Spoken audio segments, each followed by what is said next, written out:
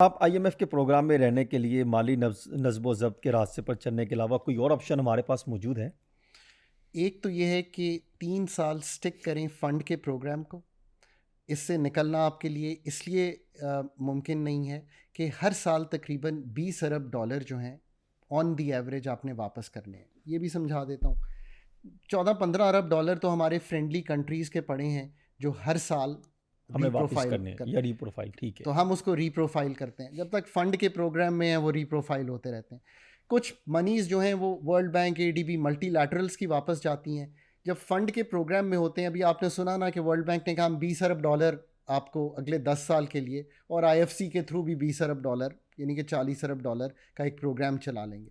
तो let's say आपने 2 अरब वापस किए, 3 अरब ले लिए, तो आप नए प्रोजेक्ट्स के थ्रू प्रोग्राम को चलाते रहेंगे उनके साथ। सो वो पैसे इसी राइट। तरह मल्टीलैटरल्स के साथ कुछ पैसे वापस होने होते हैं कमर्शियल के। इस साल मेरे ख्याल है 3.7 अरब डॉलर या कुछ वापस होने, वो चाइना को और यूएई के बैंक्स को हैं। वो आपने वापस किए, फिर वो वापस आ गए। ये जो रीप्रोफाइलिंग और वापसी है, ये आसान होगी अगर फंड के साथ रहेंगे, वरना मुमकिन नहीं होगा कि इतनी रीप्रोफाइलिंग और वापसी हम कर सकें और बैलेंस ऑफ पेमेंट्स को कंफर्टेबली मीट करते हुए रिजर्व्स को बिल्ड करें। राइट। पर इसको ब्रीदिंग स्पेस यूज करना है to do the fundamental work.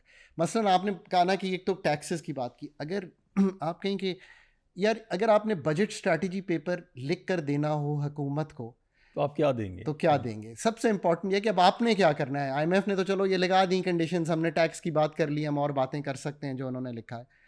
देखिए, सबसे पहले तो बजट को अप्रोच फ्रॉम टैक्सेस साइड ना करें, बजट को अप्रोच करें फ्रॉम खर्चे की